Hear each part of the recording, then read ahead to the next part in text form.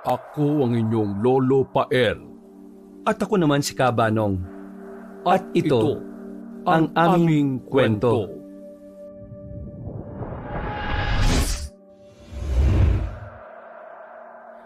Dahil sa tila kakaibang tawag ng kalikasan at pananabik sa isang bagong simula, isang lalaking nagngangalang Lucio ang napadpad sa simpleng bayan ng Mabolo, sa isang probinsya sa Kabisayaan. Tahimik ang lugar, parang isang bayang matagal nang hindi ginising ng sakuna o gulo. Mapuno rito, malamig ang simoy ng hangin, at tila ba may sariling orasan ng buhay sa nasabing lugar.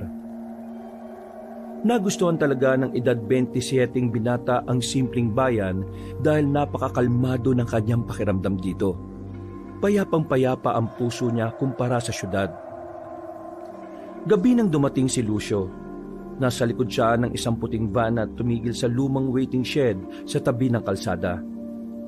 Bumaba siya na dala lamang ay isang itim na backpack at isang kaha ng yosi. Maputi ang balat ni Lucio. Sobrang kinis na parang hindi pa natatamaan ng araw.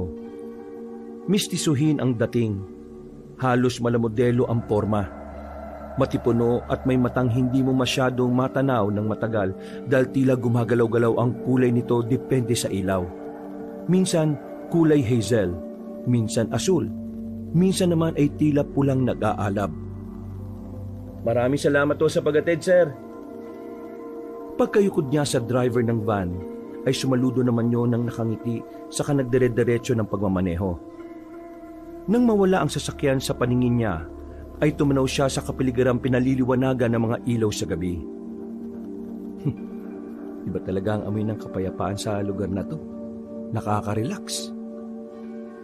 Napakatahimik ang buong paligid kaya dinig na dinig ang huni ng mga kuliglig. Nalalanghap niya rin ang nilulutong ginataan mula sa isang karinderya malapit sa waiting shed na pinupwestuhan niya. Napatingin siya saglit doon pero ang mas nakaagaw ng kanyang pansin ay ang maliit ngunit kaakit-akit na flower shop sa tapat ng kinatatayuan niya. Doon niya unang nakita ang dalagang tila nagpaikot sa buong mundo niya pero tila nagpatigil ng oras. Ang 25 dalaga na si Mariposa. May hawak na mga sunflower ang dalaga. Maayos na inaayos ang florera habang may suot na simpleng apron na may nakaburdang bulaklak. Wala siyang make-up, pero may kakaibang liwanag ang ngiti niya habang kinakausap ang isang ginang na bibili sana ng isang daisy.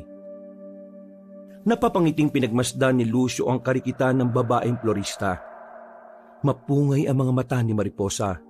Morena, mahaba ang buhok na tila natural na nakalugay sa tamang direksyon ng hangin. May kakaibang dating ang babaeng yan. Ang ganda niya parang isang lugar na gusto mong uwian araw-araw. Ay, ano ba itong mga sinasabi mo, Lucio? Nagpunta ka lang sa probinsya, naging corny ka na.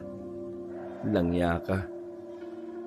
Napako ang tingin ng binata sa florista at sa hindi maipaliwanag na dahilan, para bang bigla siyang nakalimot sa lahat ng rason kung bakit siya nagpunta sa Mabolo.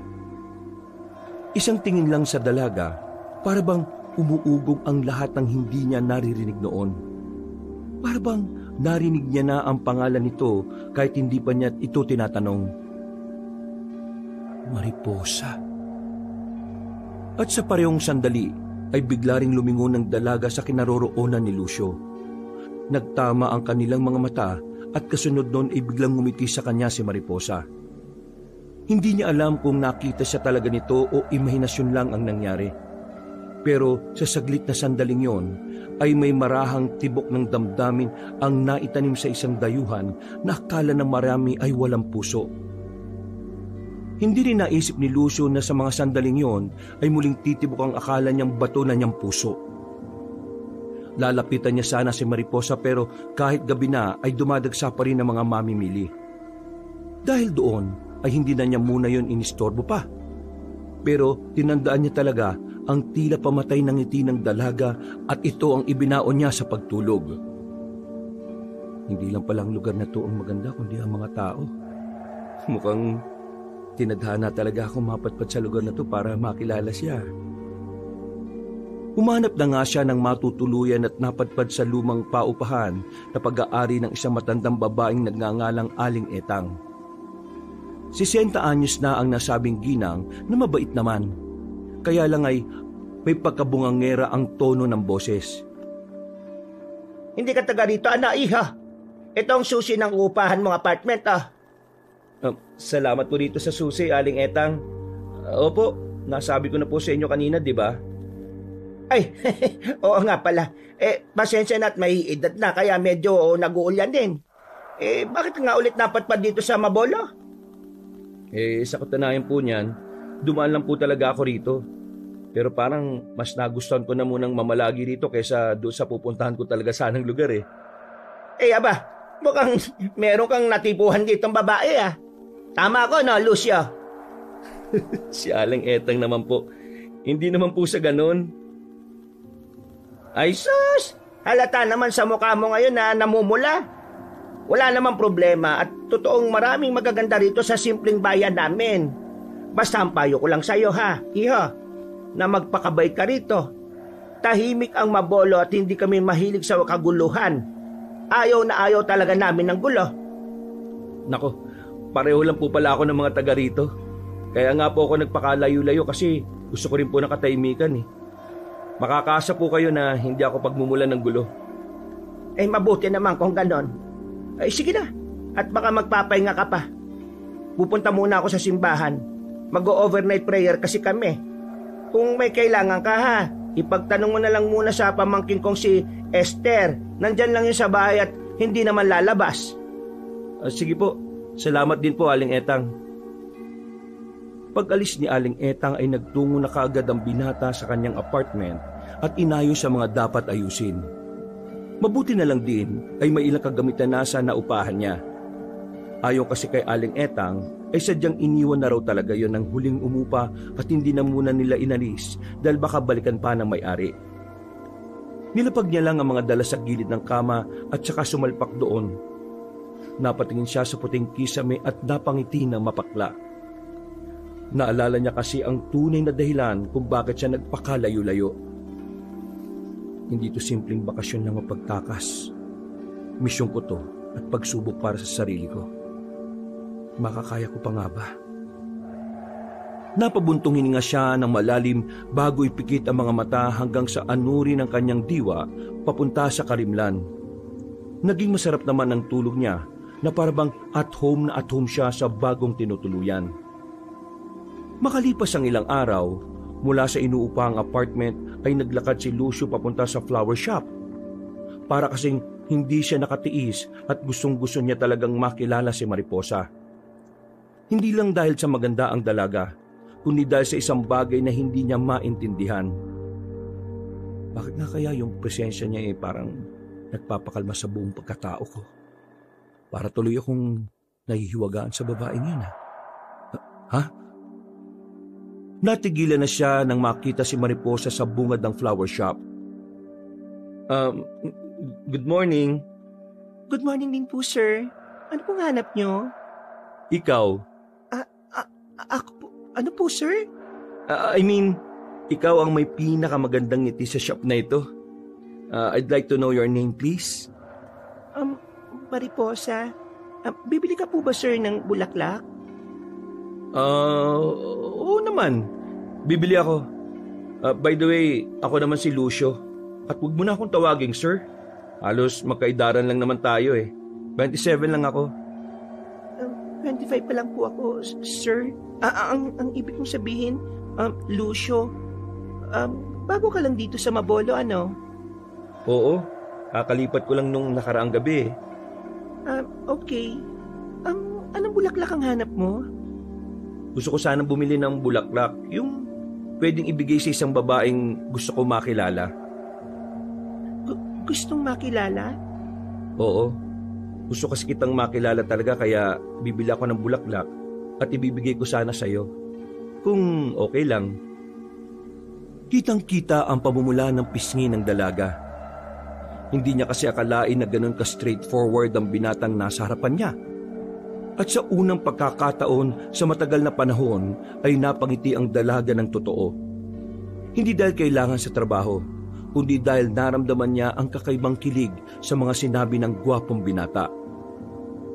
Nang magtama ang kanilang mga paningin, ay nakaramdam ang dalaga ng kakaiba kay Lucio. Pero hindi niya alam kung ito ba ay delikado o ito na nga ang simula ng isang bagay na matagal na niyang inaasam. Samantala, habang patuloy ang pag-uusap ni Lucio at Mariposa, sa kabilang dako ng kalsada, sa loob ng sasakyang may tinted na salamin, ay isang lalaking may itim na sombrero ang tahimik na nagmamasid sa kanilang dalawa. Ang pangalan niya ay Montenegro, na isang tagatugis. Siya ay matangkad, may itim at brusko. Hawak niya ang lumang larawan ni Lucio na may nakalagay na sulat sa likuran. Binasa niya habang pasulyap-sulyap sa binatang nasa flower shop. Lucio Silvano. Mataas ang panganib kaya kailangang hanapin bago maging ganap. Dahil meron siyang dugo ng mapaminsalang guwapang. Lumipas ang mga araw at linggo. Mula ng unang beses silang nakita, halos araw-araw na dumaraan si Lucio sa flower shop. Palagi siyang may pakunwaring may dahilan sa pagbisita. Minsan ay para bumili ng bagong bulaklak. Kung minsan naman ay para magpatulong sa pag-aalaga ng halaman. Pero sa totoo lang ay isang dahilan lang talaga ang meron ng gwapong binata. Yun ay walang iba kundi para makita lang si Mariposa, ang babaeng nagpatibok ng kanyang puso.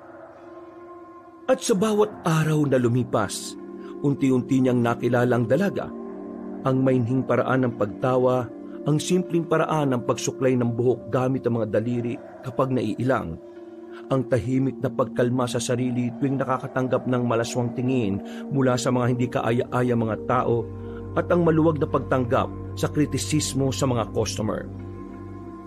Sa totoo lang ay marami ng lalaking nagtangkang manligaw kay Mariposa noon, pero ni isa sa kanila ay hindi niya pinansin. Ngunit ibang-iba si Lucio sa lahat. Iba ang titig ng gwapong binata dahil hindi yun agresibo at namimilit. Hindi rin sobrang mahiyain, pero alam niya kung paano dapat dumistansya. May paggalang at higit sa lahat ay merong pag-iingat. Kaya naman, nagkapalagayan na rin sila ng loob at tila unti-unti na rin ang nahuhulog ang dalaga. Isang hapon, habang papalubog ang araw, nagsisimula ng isara ni Mariposa ang shop at katulad ng inaasahan ay dumaan na naman doon si Lucio. Magandang hapon, Mariposa. Kunin mo to. Binilang kita ulit ng paborito mong kape. Naku, nag-abala ka pa, Lucio. Hindi mo naman kailangan bilan ako niyan araw-araw dahil napapagastos ka lang eh. Pero gusto ko rin naman eh. Isa pa, mas madali kang kausapin pag may kape. Talaga lang ah. Kaputin mo nga ako. Nandiligo ka ba sa akin at dinadaan mo lang sa pagkape-kape? Naalata mo na ba? Oo, halatang-halata kaya. Huwag ka mag-alala. Hindi naman kita minamadali eh. Basta hayaan mo lang ako sa ginagawa ko, please. Pero kung sa tingin mo hindi okay, ipalo mo kagad sa akin ha. Para naman makapag-adjust ako. Gusto ko yung sagot mo. Huwag dapat magmadali. At saka dapat makilala pa kita ng lubos dahil alam kong meron kang tinatagong sikreto eh. Dahil sa sinabing yun ni Mariposa, ay biglang natigilan si Lucio. Bagyang nanigas ang kanyang katawan pero hindi niya masyadong ipinahalata kay Mariposa. Tumitig siya sa dalaga at pumustura ng maayos at nagkunwaring hindi nababahala. Bigla na lang ding nag-iba ang ambience ng paligid na naramdaman din naman nila pareho. Anong ibig mong sabihin na alam mong meron akong tinatagong sikreto? Yung itsura mo. Itsura ko? Kung sa iba, normal ang kagwapuan mo. Para sa akin, hindi. Katulad na lang ng mga mata mo. Ewan ko lang kung napapansin to ng ibang tao o ako lang dahil mas madalas tayong magkatitigan. Napapansin ko at minsan parang kulay abo. Tapos minsan naman parang mamula-mula. Hindi normal yun, di ba? Ha? Napansin mo rin pala yung pagbabago ng kulay ng mga mata ko? Imposible. O di ba? Sa pagsagot ko pa lang ng imposible, halata nang meron kang itinatago sa akin. Huwag ka mag-alala dahil palagay ang loob ko sa iyo at magaan. Alam kong hindi mo ako sasaktan, kaya ako to sinasabi ngayon sa iyo, Lucio. Kung ano man ang sinisikreto mo, hindi naman ako natatakot malaman yon. Pero hindi rin naman kita pipilitin na sabihin kagad. Katulad ng sinabi mo, hindi naman tayo nagmamadali. Gusto ko lang malaman mo na hindi ako natatakot malaman kung sino ka talaga. May mga bagay na mas madaling ipaliwanag sa tamang oras at panahon. Naintindihan ko, promise. Salamat at hindi mo ako itinaboy kahit na nalaman at naramdaman mong meron akong itinatago. Walang anuman. O ito, inumin mo na itong kape bago pa lumamig. Ay, oo nga pala. Pagkatapos ng pag-usap nilang yon, ay mas lalong nahulog ang kalooban ni Lucio sa magandang dalaga. Mas nakita niya ang kabutihan sa kaibuturan ng puso nito na hindi matatawaran ni numan. Kaya pag-uwi niya ng bahay ay tuwang-tuwa rin ang kanyang puso at napansin niyo ni Aling Etang nang makita siya sa bukana ng apartment. Aba, parang ang saya-saya mo ngayon, iho ah. Ramdam na ramdam ko yung kasiyahan sa iyo kasi lalong nagliwanag at gumwapo ang mukha mo. Salamat po, Aling Etang. Maraming salamat po talaga kasi nung gabing napadpad ako dito, hindi niyo ako pinagtulakan at binigyan niyo pa ako ng maupahan. Eh sino ba naman tatanggi sa gwapong katulad mo, iho? Mas matutuwa ako kung diligawan mo na yung pamangkin kong si Esther para naman magkaroon ng magandang lahi yung pamilya namin. Kayo po talaga, Aling Etang. Napaka mapagbiro nyo. Eh, nagbabakasakali lang naman, Lucio. Pero biro lang yon ha. Alam ko namang meron ka nang napupuso ang babae. Kitang-kita naman sa ngiti mong yan eh. Siguradong napakaswerte ng babaeng yon. Mali po kayo. Ako po ang swerte sa babaeng yon. Dahil hindi lang po siya maganda sa panlabas na anyo, kundi pati yung kalooban niya. Napakaganda at napakadalisay ng pagkatao niya. Pagkatapos sabihin yun, ay nagtuloy-tuloy na siya papasok sa loob ng kanyang inuupahang bahay. Tuwang-tuwa talaga ang kalooban ni Lucio at daladala niya yon hanggang sa pagtulog. Dahil sa nangyari, ay naging mas malapit nga sila ng dalaga. Lumalim pa ng lumalim ang kanilang samahan at ugnayan. At isang gabi ng Sabado, inimbitahan ni Mariposa si Lucio sa bahay nila para sa isang simpleng hapunan. Nais kasing ipakilala ng dalaga ang manliligaw sa tatay niyang si Mang Delfin. Ang nagsabing Ginoo ay isang dating sundalo na ngayon ay may-ari ng munting sari-sari store sa harap ng kanilang bahay. Pagdating ni Lucio ay tila mabilis na nagbago ang hangin sa paligid. Parang nanlamig ang gabi at may kung anong presensya ng hindi pagtanggap ang namayani sa paligid. Tumingin si Mang Delfin sa gwapong binata mula ulo hanggang paa. Hindi ngumingiti ang Ginoo na talagang sinusuri ang manliligaw ng kanyang anak. Hindi nga niyon inabot ng kamay nang makipag-shake hand si Lucio at magmamano rin sana. Lucio ang pangalan mo, tama? Opo. Layuhan ka, di ba? Opo, Mang Delfin. Galing po ako sa Maynila tapos napunta ako ng Lukban. Nakarating lang po rito sa Mabolo kamakailan lang. Ay, anong ginagawa mo rito sa Mabolo? Ang totoo po niyan, nagpapahinga po ako mula sa magulong buhay sa syudad. Dito po ako dinala ng mga pako sa payapa at tahimik na bayan ng Mabolo. At doon ko na nga po nakilala yung anak niyong si Mariposa. Ilang buwan na ba kayong magkakilala ng anak ko? 1 buwan na po halos, Mang Delfin. Napangat ng kilay ang Ginoo, kasunod ng paglagok ng hawak niyang bote ng alak. Nakatingin na naman saglit sina Lucio at Mariposa na halata sa ekspresyon ng mga muka ang matinding kaba. Ilang saglit pa ay nagsimula na silang kumain ng hapunan. Pero si Mang Delfin ay hindi ginagalaw ang plato niya. Panay lang siya inom ng alak hanggang sa maubos ang isang bote. Malakas niya itong binagsak sa mesa kaya nagulat sina Lucio at Mariposa na napatingin sa kanya. Hindi ako sang-ayon dito, Mariposa. Tay naman po. Hindi ko siya gusto para sa'yo, anak.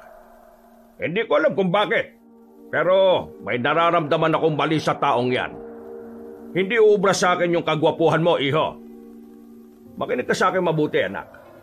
Layuan mo ang lalaking yan dahil tutol ako sa panliligaw niya. Tay, huwag po kayo magsalita ng ganyan. Nakakaya po kay Lucio. Bakit ako mahihiya sa sarili kong pamamahay, ha? Makinig ka, anak. Hindi ko pinapayagan ang pagliligawan niyo. Dahil ramdam na ramdam kong may hindi maganda sa taong yan. Instinct ko to bilang sundalo at bilang tatay mo, Mariposa. Napayak na lang si Mariposa matapos yung marinig sa sariling tatay. Gusto niyang magalit at sumagot pa. Pero pinigilan na siya ni Lucio na muluwag sa loob na tinanggap ang lahat ng mga sinabi ni Mang Delfin. Hindi siya nagalit at hindi rin kagad umalis. Tumungo lang siya sa Ginoo bilang paggalang at pagrespeto sa nais nito bilang isang ama.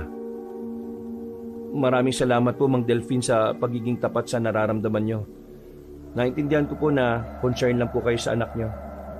Gusto ko lang din pong malaman niyo rin ang saloobin ko.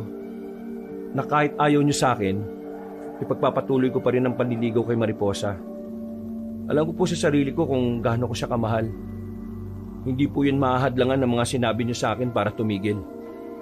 Pinapangako ko po na hindi ko sasaktan ng anak ninyo, kahit na kailan. Naiyak sa tuwa si Mariposa matapos yung marinig. Samantalang si Mang Delfin naman ay hindi na umimik. Tumayo na lang yon at umalis para hayaan silang dalawa.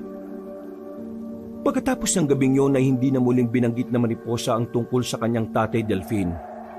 At mula noon ay mas naging sinsero si Lucio. Pero mas naging mapagmasid din siya sa paligid at mas naging maingat. Ramdam niya kasing tila ba minamatyagan ni Mang Delfin ang mga kilos at galaw niya.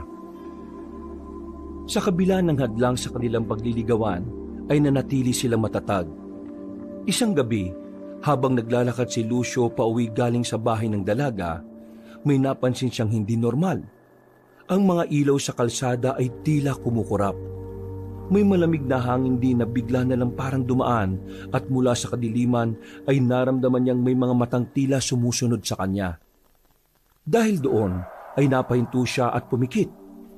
Ginamit niya ang kakayahan sa unang pagkakataon magmula nang napadpad siya sa lugar na yon. Nang makumpirma niyang may panganib sa paligid, ay walang pag-aalinlangan siyang umaksyon. Ito rin ang unang pagkakataon na ilalantad niya sa lugar na yon ang buong pagkatao niya. Ang pagiging isang guwapang. Ang guwapang ay isang uri ng aswang na hindi mukhang aswang. Maihahalin tulad sila sa mga vampira, pero katulad ng normal na tao ay kaya nilang makatagal sa sikat ng araw. Makikilala sila dahil sa maputlang balat at makinis, mala artistahing pagmumukha at hindi kontroladong pag-iba-iba ng kulay ng mga mata. May kakayahan din silang pahabain ng mga kuko sa kamay at mga ngipin kung kinakailangan. At katulad ng mga vampira, sariwang dugo lang ng tao ang kanilang paborito. Bihira sa mga katulad nila ang kumakain ng lamang loob at kung meron man, palaging puso lang ng tao ang kinukuha nila. Unti-unti nang lumabas ang tunay niyang anyo. Tumigas ang kanyang mga kalamnan. Humaba ang mga kuko at pumula ang kanyang mga mata. Pero hindi pa man siya tuluyang nagbabago ng anyo sa kabuuan, ay may sumugod na mula sa dilim. Isang nilalang na may malapaniking pakpak at matatalim ng ngipin. Nakilala niya kagad ang nasabing nilalang, kaya siya lumayo rito para manatiling nakaalerto. Guwapang din? Eladio? Ikaw ba yan? Ako nga ito, Lucio. Teka, wala ka sa itaas. Bakit ka nandito sa Mabolo, ha? Ikaw ang bakit nandito sa Mabolo? Anong ginagawa mo sa napakalayong lugar na ito? Tanga ka ba? Ano bang ginagawa ng isang aswang sa ganitong klase ng lugar? E di naghahanap ng biktima. Lubayan mo na ang lugar na ito, Eladio. Payapa at tahimik ang Mabolo. Huwag mong palitan ng takot ang pananahimik ng mga tao dito. Aba, ikaw pa talaga nagsalita niyan. Parang isang buwan ka palang nawawala ang laki na nagbago sa'yo. Huwag mo sabihin. Tumigil ka na at umalis ka na sa lugar na ito. Nakikita ko sa mga mata mo na meron kang iniingatan sa lugar na ito. Ang isang Lucio Silvano na walang pusong guwapang. Hindi ko akalaing matututo kang magmahal. Huwag kang tanga, Lucio. Bakit? Ano masama kung gusto ko na mamuhay ng tahimik, katulad ng normal na tao? Gusto ko na ng kapayapaan, Elijah. Kapayapaan? Nagpapatawa ka ba, ha? Tayo ay mga nilalang na isinumpa, Lucio. Wala tayong karapatang magmahal o maramdaman ng kapayapaan. Hindi mo ako mapipigilan kung anong gagawin ko sa mga tao sa lugar na ito. Hindi kita papayagan sa gusto mo. Dahil sa sinabi niyo ni Lucio, ay nilusob siya ng kapwa guwapang. Lumaban siya at nakipagpambuno. Tumalbog sila sa mga puno habang nagbabanggaan ng mga kuko at ngipin na siyang dumurog ng mga sanga-sanga na nakapalibot sa kanila. Sa tagal ng sagupaan, sa bandang huli ay natalo ni Lucio si Elijah. Puno ng galos na humandusay ang kapwa niya guwapang sa lupa. Duguan ang mukha nun at galit na galit habang nakatingin ng masama sa kanya. Pero hindi niya yung pinatay dahil nahahabag pa rin siya kahit na papano. Alam niya rin kasi na posibleng pagmulan pa yun ng paglusob ng iba pang kauri nila kapag napatay niya sa lugar na yun si Elijah. Alam mo naman na simula pa lang, hindi ka naman nanalo sa akin. Kaya makinig ka mabuti Bumalik ka na sa lungga natin, Elijah. Huwag mong pilitin na may magawa pa kung hindi maganda laban sa'yo. Patandaan ko ang gabing ito. Hindi ba tayo tapos, Lucio? Sige na, umalis ka na! Tuluyan nang naglaho ulit sa dilim si Elijah. Dali-dali naman bumalik sa pagiging normal na anyo si Lucio. At bago pa siya makalapit sa tinutuluyang apartment ay sinalubong siya ni Aling Etang. Nagulat at nag-alala ang matandang ginang pagkakita na meron siyang kaunting mga galos sa katawan. Inakay siya kagad noon sa loob ng bahay para gamutin na hindi na niya tinanggihan pa. Umaming ka nga, Lucio. Napaaway ka ba, ha? Huwag mo sabihin na nakipagpambuno ka nun sa tatay ni Mariposa. Sundalo pa naman yun at malaking tao si Delphine kaya lumayo-layo ka ron, ha? Paano niyo po nalaman? Ito naman binatang ito, Ang gwapo-gwapo pero walang kamalayan sa paligid. Ang lit-lit lang ng bayan ng Mabolo kaya malamang kalat na yung tungkol sa panliligaw mo kay Mariposa doon sa flower shop. Ganun po pala. Hindi ko na po kasi iniisip ang mga yun Ano nga? Seryosong tanong. Nakipag-away ka nga ba doon sa tatay ng nililigawan mo, ha? Hindi po. Hindi ko po magagawa yun. Mahal na mahal ko po si Mariposa kaya malaki ang respeto ko sa magulang niya. Kahit ayaw sa akin ni Mang Delphine. Bakit ka nasugatan? Dumaus-us po ako. Madilim po kasi ron Di ba sakali papunta sa bahay nila Mariposa? Madilim dun. Mabuti pa nga po't pauwi na ako nung mangyari yun Ay nako, mag-iingat ka sa susunod para hindi ka nasusugatan. Sayang ang gwapo mong mukha, iho. Mababawasan. Salamat po. Ay, siya nga pala. Kaninang hapon, may sasakyang malapit dito sa apartment. Napansin namin ni Esther na parang nagmamasid dito kaya nilapitan ko tinanong. Nakita ko yung lalaking matangkad. Maitim tapos mukhang brusko. Kilala mo ba yun? Naisip ko baka ikaw ang minamatsagan kasi ikaw lang naman ang bagong salta rito sa Mabolo Ano pong sabi? May hinahanap daw silang may malaking pagkakautang. Wala naman po akong kilalang gano'n ng itsura. Tsaka wala naman po maghahabol sa akin ng dahil sa utang. Wala naman po akong kautang-utang, Aling Etang. Naniniwala naman ako. Ang sa akin lang mag-ingat ka, ha? Baka mamaya hold-upper lang yon. O yung mga nandurukot na mga laman loob ng tao para ibenta. Sa gwapo mong yan, hindi malayong mapag-interesan ka. Naku. Huwag po kayo mag-alala. Tatandaan ko po yung sinabi niyo, Aling Etang. Maraming salamat po ulit. Nang maggamot na ang mga sugat, ay nagpaalam na kaagad ang gwapong binata. Nang papasok na siya sa loob ng bahay, bago bumukas ang pinto ay napansin niyang tila merong nakamasid mula sa likod ng punong nasa tapat ng apartment. Dahil sa pagod ay hindi na niya yung pinansin. Naramdaman kasi niya na hindi puwersa ng guwapang ang nandoon, kundi isang normal na tao lang. At pamilyar ang amoy nito, kaya napaismid na lang siya. Sigurado naman akong wala siya kanina doon habang nagsasagupaan kami ni Elijah. Ay nako, matulog ka na Mang Delphine kung ako sa'yo. Pagkailing ay pumasok na siya ng bahay at nagpahinga. Samantala si Mang Delfin naman ay nanatili sa likuran ng puno habang hawak ang isang antigong itak. Kinabukasan ay tila walang nangyaring sagupaan sa pagitan ni Lucio at ng kapwa nito guwapang na si Eladio. Samantala, maagang nagbukas si Mariposa ng flower shop. Nakangiti pa ang dalaga habang kumakanta at nag-aayos ng mga bouquet na o-orderin para sa kasal ng customers sa katapusan ng buwan. Kumpara kay Lucio at Mariposa ay tila normal ang araw, para naman kay Mang Delfin ay hindi. Lalo na at may nagsabi sa Ginoo na hindi niya makakalimutan. Kagabi kasi sa madilim na gubat ng Mabolo ay nakita niya mismo kung paano nagbago ang anyo ni Lucio. Kaya niya sinundan ng gwapong binata dala ang antigong itak, pero hindi niya rin naman nagawang salakayin to nung gabing yun. Sinabi niya rin yun sa mga kaibigan pero hindi naman siya pinaniwalaan. Dahil una, lasing na lasing siya at ikalawa, kilala si Mang Delfin sa pagiging mayabang at kwentong barbero kaya naman sanay na ang mga taga-Mabolo sa ugali niya. Kapag nagkukwento siya ng kung ano-ano, kahit pa may katotohanan ay hirap na ang mga tao na paniwalaan ng mga yun. Pasado 8:00 ng umaga nang dumating si Lucio sa flower shop.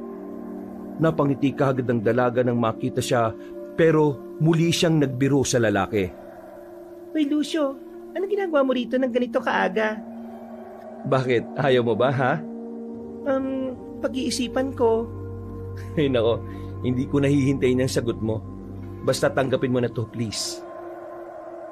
Nagulat at natutuwang kinuha ng magandang dalaga ang isang maliit na paso na may nakalagay na bulaklak ng myosotis.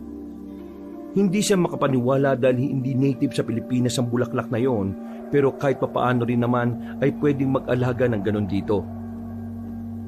Saan to galing? Wala naman dito sa Mabolo nito ah. At saka bakit itong forger mint nut flowers ang binigay mo sa akin?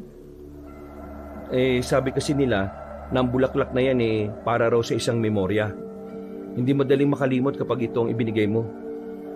Gusto kong hindi mo ako makalimutan kahit ano pa mangyari, Mariposa. At ganyan ka naman magsalita ngayon. Para ka namang namamaalam yan eh. Hindi naman sana mamaalam. May nangyari kasi kagabi kaya naisip kita. At dahil bigla akong natakot. Bakit ka naman natakot? Natakot ako na kapag nalaman mo ang totoo, layuan mo ko. Kaya kahit papano, dyan sa bulaklak na yan, maalala mo ako kahit na magkalayo na tayo. Di ba sinabi ko naman sa iyo noon pa, na kung ano man ang malalaman ko patungkol sa iyo, ay hindi magiging dahilan sa paglayo ko? Bakit hindi mo ako subukan ngayon? Bakit hindi mo na ngayon sabihin ang totoo? Ano ba kasing tinatago mo, Lucio? Pasensya ka na. Hindi pa to nakikita kong tamang oras. Sasabihin ko rin kapag sapat na yung tapang ko. Sige, nire-respeto ko naman yon. Aalagaan ko ang bulaklak na ito hanggang sa makakaya ko. At sana yung tamang panahon na sinasabi mo, malapit na yon. Napabuntong hininga na lamang si Lucio at hindi na nakapagsalita. Mabuti na lang din at may dumating na mamimili kaya naantala na ang seryosong pag-uusap nila. Dinagsa na rin kasi kaagad ang flower shop. Pagkatapos noon ay nagpaalam na nga muna ang gwapong binata.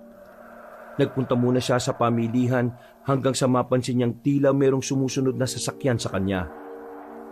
Dahil doon, naalala niya ang sinabi ni Aling Etang patungkol nga sa lalaking maitim, matangkad at mukhang brusko.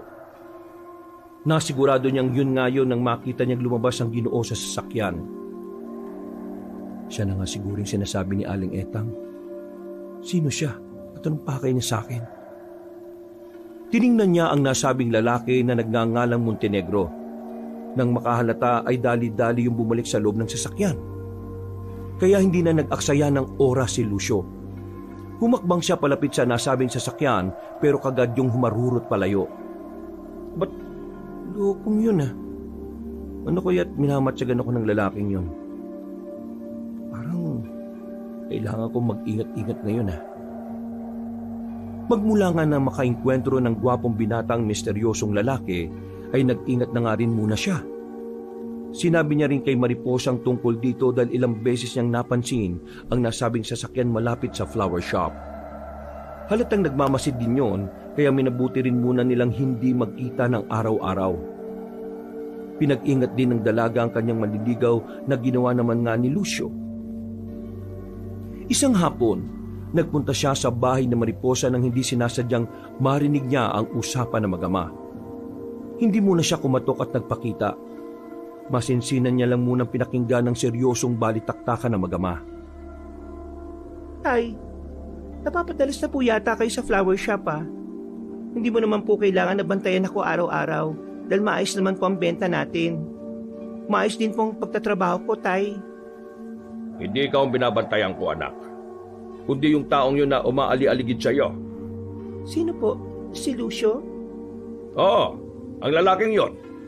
Sinabi ko naman sa iyo, di ba? Na ayaw ko sa taong yon. Layo mo na siya, Mariposa. Patigilin mo na siya sa panliligaw sa iyo. Bakit naman po, Tay? Napakabait na tao ni Lucio. Nararamdaman ko po ang pagmamahal niya at mahal ko din po siya, Tay. Manginig ka nga sa mga sinasabi mo, Mariposa. Hindi mo lubos na kilala ang taong yon. Hindi siya tao, anak. Isa siyang guwapang. At alam mo ba ang mga guwapang ay mababagsik na klase ng aswang? Kitang-kita ko siya nung gabing yon kung paano magpalit ng anyo. Nakipaglaban siya sa isa pang guwapang anak. Maniwala ka sa akin. Nagsasabi ako ng totoo, Mariposa. Alam ko pong ayaw niyo kay Lucio, Tay. Pero wag niyo naman po siyang siraan ng ganyan sa akin. Akala niyo ba hindi ko alam na sinabi niyo na mga yan sa mga kaibigan niyo? At alam ko rin pong pinagtawanan lang po nila kayo. Tama na pong paninira, Tay. Hindi mababago yan ang pagmamahal na nararamdaman ko kay Lucio. Anak, huwag kang padadala sa damdamin. Uunahan na kita, ha? Ilalayo kita sa taong yon bago ka pa niya masaktan o bago pa siya makapanakit ng iba. Tama na po yan, Tay. Sawang-sawa na po ako sa mga kasinungalingan niyo. Hindi nakaimik si Mang Delfin dahil sa galit na reaksyon ng kanyang anak. Nag-walkout din ang dalaga kaya nagtago na lang sa isang sulok si Lucio habang tila hindi pa rin makapaniwala sa mga narinig. Napabulong tuloy ang binata sa sarili. Kung gano'n nakita niya pala talaga ako kung paano kami magkasagupan ni Eladio. Kaya pala sinundan niya ako sa bahay ng gabing yon. Dahil sa nangyari ay hindi na muna inabala ni Lucio si Mariposa na nagstay muna sa flower shop matapos makipagtalo sa sariling tatay. Nagmuni-muni lang siya hanggang sa makatulog na nanatiling nakabukas ang bintana ng silid. Habang natutulog ng mahimbing ay biglang naalimpungatan ng gwapong binata. Tumayo siya at pagkasilip sa bintana ay doon niya napansing may gumalaw sa labas. Lumabas siyang alerto para tingnan kung sino ang nilalang na yon. Pinagganan niya ang mga abilidad niya kaya nasundan niya ang nilalang sa likod ng bahay. Isa yung babaeng guwapang na mas maputi at mas matangkad sa kanya. Itim na itim ang bilugang mata noon at tila walang emosyon ng muka. At para makapag-usap sila na maayos ng nasabing guwapang, ay hiniling niya na magpunta sila sa kagubatang malapit doon. Para kahit magpalitan man sila ng anyo, ay walang makakakita. Anong ginagawa mo dito, Lucia? Sinabi ba sa iyo ni Eladio ang kinaroroonan ko? Wala siyang sinabi kahit na ano sa akin. Sinundan ko lang ang naiwan niyang amoy hanggang sa mapadpad ako rito. Bakit ba ayaw niyo kung patahimikin? Hayaan niyo na lang ako na mabuhay ng payapa sa simpleng lugar na ito. Lucia, umuwi ka na. Ipinahanap ka na sa mga tauhan ni Amang. Delikadong nilalang si Montenegro. Kaya bumalik ka na habang wala pa siyang ginagawang hakbang. Sinasabi ko na nga ba si Amang Lucio ang nagpadala sa taong brusko na yun Hindi ba sinabi ko naman sa'yo na hindi na ako babalik, Lucia? Gusto ko mabuhay na katulad ng isang normal na binata. Hindi na ako alis sa lugar na ito. Lalo pa ngayong naramdaman ko na kung paano magmahal ng totoo. Sasaktan mo lang ang sarili mo, kapatid ko. Alam natin pareho na ang pagmamahal na sinasabi mo ay hindi para sa mga katulad natin. Mali ka dyan, Lucia. Paputunayan ko sa iyo na mali ka. Ipaglalaban ko ang pag-ibig ko sa babaeng mahal ko, kahit pa hanggang kamatayan. Ito ba ang dahilan kaya mo pinatay si Eladio? Dahil sa pagmamahal na sinasabi mo? Anong sinasabi mo? Hindi ko pinatay si Eladio. Hinayaan ko siyang mabuhay at sinabi ko sa kanya na huwag nang babalik sa lugar na ito. Sinungaling ka! Taksil ka sa lahi natin! Kaya kahit na anong mangyari, ngayong nakita na kita, ibabalik kita kay Amang bago pa ako maunahan ni Montenegro. Mas maigi na tong gagawin ko para naman matauhan ka at magising sa katotohanan! At sa isang kisap mata ay sumugod ang babaeng guwapang. Ngunit bago pa man siya makalapit ay may sumambulat na kakaibang kisap ng liwanag sa pagitan nila. Isang pampasabog na gawa sa abo ng ugat ng talumpunay. Ito ay isa lang sa iilang bagay na nakakasugat sa balat ng guwapang. Isang pagsabog ang naganap. Mabuti na lang ay kaagad nakaiwas ang magkapatid na guwapang. Nagulat si Lucio sa nangyaring yon at paglingon niya sa likuran ay nakita niya si Mang Delfin. Bit-bit ang antigo nitong itak at may hawak na isa pang pampasabog. Halata sa itsura ng Ginoo na lasing na naman to dahil namumula ang mga mata. Lumayo ka sa anak ko, demonyo ka! Mang Delfin, sandali lang po! Pero bago pa niya matapos ang pagsasalita, ay muling naghagis ng pampasabog ang matandang Ginoo pero naiwasan yun pareho ng mga guwapang. Nagalit si Lucia kaya sinalakay niya si Mang Delfin. Mabuti na lang at umawat si Lucio na kaagad na dinamba ang kapatid. Bakit mo ka pinipigilan, Lucio? Makinig kang mabuti. Nakita na tayo ng taong yan. At kapag hindi ko siya pinatay, ay pareho tayo mapapahamak. Makinig ka sa akin, Lucia. Lasing siya at wala namang maniniwala sa sinasabi ng taong yan. Kaya hindi mo siya kailangang patayin. Wala akong pakialam. Buong lakas na nagbuno ang magkapatid na guwapang. Pero sa huli ay naibalabag ni Lucia si Lucio. Tumilapon ang binata at malakas na tumama ang malaking katawan sa puno. Natumbahan pa siya nito dahilan kaya hindi kagad siya nakakilos. Pagkatapos noon, sila Lucia at Mang Delfin naman ang nagsagupaan. Galit na sumalakay ang matandang lalaki gamit ang antigong itak. Nagkaroon na matinding laban sa pagitan ng dalawang galit na nilalang. Si Lucio ay hilo-hilo na nakatingin habang pinipilit na makaalis sa pagkakadagan ng malaking puno. Hindi niya rin alam kung kanino siya kakampi sa dalawa. Kung sa kapatid niyang si Lucia ba o kay Mang Delfin na tatay ng kanyang pinakamamahal na si Mariposa.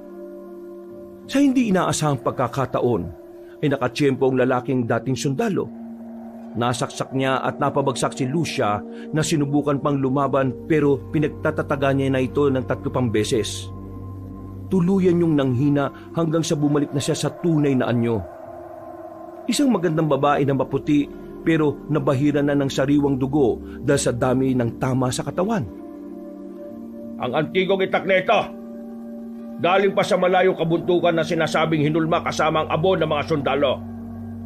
Alam kong epektibo ito dahil ito ang ginamit ko sa naunang guwapang na yon. Kung ganun, ikaw ang pumatay kay Eladio?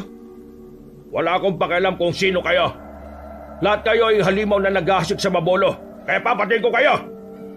Tigilan mo na ang kapatid ko. Sige, titigilan ko siya sa isang kondisyon. Ano po yun, Mang Delfin? Kung talagang hindi ka katulad nila, kung talagang mahal mo ang anak ko, ay patunayan mo yun sa akin ngayon. Ikaw ang tumapos sa buhay ng isang guwapang na ito para sa akin. Kapag hindi mo ginawa yon, papatayin ko pa rin ang halimaw na ito. At mapapatunayan ko na hindi totoo ang pagmamahal mo para sa anak ko. Natahimik si Lucio habang nakatingin sa naghihingalo niyang kapatid. Nakatingin lang sa kanya si Lucia habang tila inaabot ang kamay niya. Naririnig niya rin ang pagbulong ng babaeng guwapang na humihingi sa kanya ng tulong. Bibilang lang ako ng 3. 1, 2, Seryosong lumapit si Lucio sa kapatid na guwapang. Walang imik na hinila ito habang nandilisik ang mga mata at sa isang mabilis na kilos ay tila pinitik niya ang leeg ni Lucia. Tuluyang humandusay sa lupa ang patay na katawan ng kanyang kapatid. Nagpipigil naman siyang pinagmasdan ng binata hanggang sa maglakad palayo si Mang Delfin habang tatawa-tawa na parang baliw. Nakuyong ni Lucio mga kamao at pinipigilan ng sarili na salakayin ng tatay ng babaeng kanyang iniibig. Napaluhan na lang siya ng hindi namamalayan hanggang sa muling mapabaling kay Lucio ang bangkay ng kanyang kapatid habang nakadilat ang mga mata na tila nakatingin pa rin sa kanya. Pasensya na, Lucia. Mas matimbang ang pagmamahal ko para kay Mariposa. Patawarin mo ako, kapatid ko. Iniwan na lang niya ang bangkay at umalis na sa lugar na yon.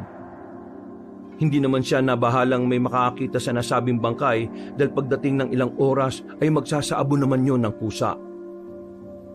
Lumipas ang ilang araw matapos ang engkwentro sa gubat, ang tensyon sa pagitan ni Lucio at Mang Delfin ay hindi pa rin tuluyang naglalaho.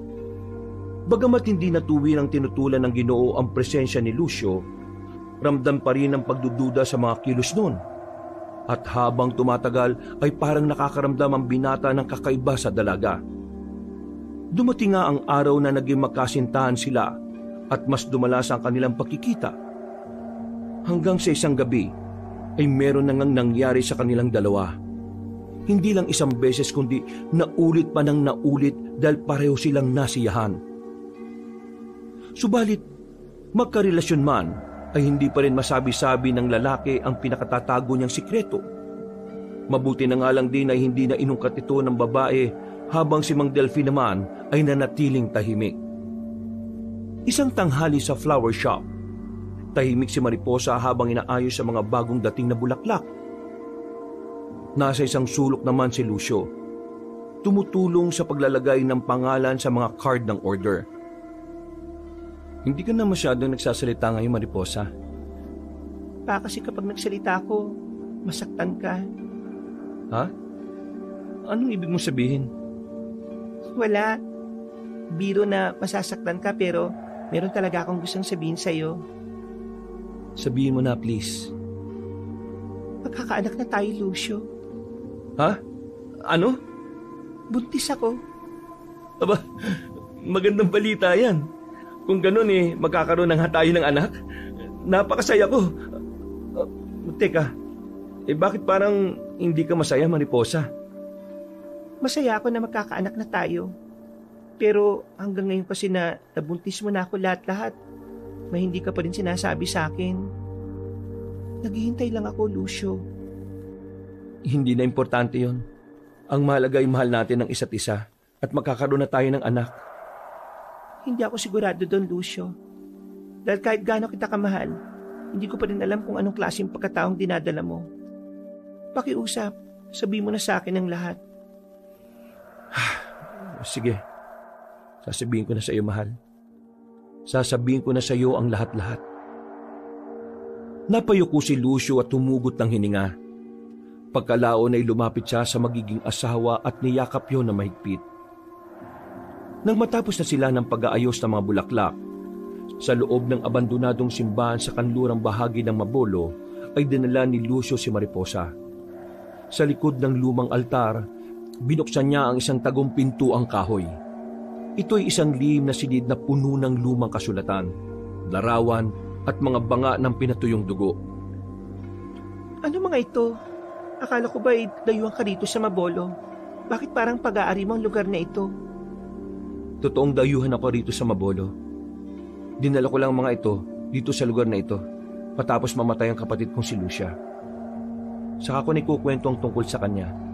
Pero bago yon, dito ko lang din nalaman na pag-aari ng angka namin ang lugar na ito. Kaya pala para bang malapit din ako sa Mabolo. Ang ibig mong sabihin, taga rito mga ninuno mo? Hindi naman sa ganon.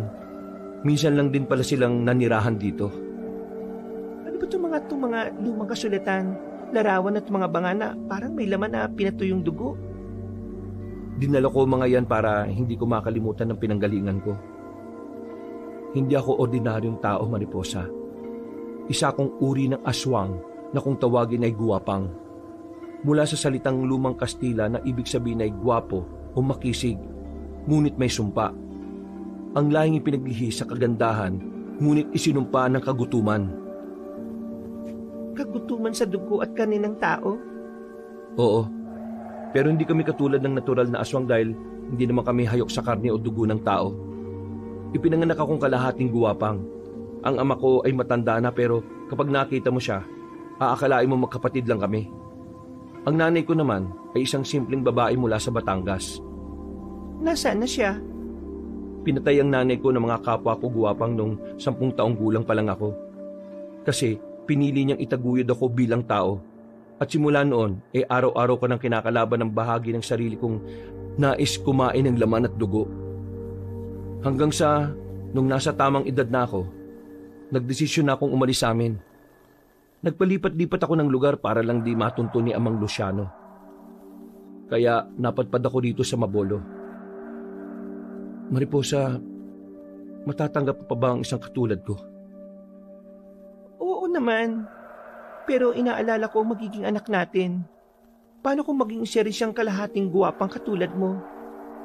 Huwag kang mag-alala dahil gagawin kong lahat katulad ng pagkalinga sa akin ng nanay Amelia ko. Sisiguraduhin ko ring mabubuhay siya katulad ng isang normal na tao.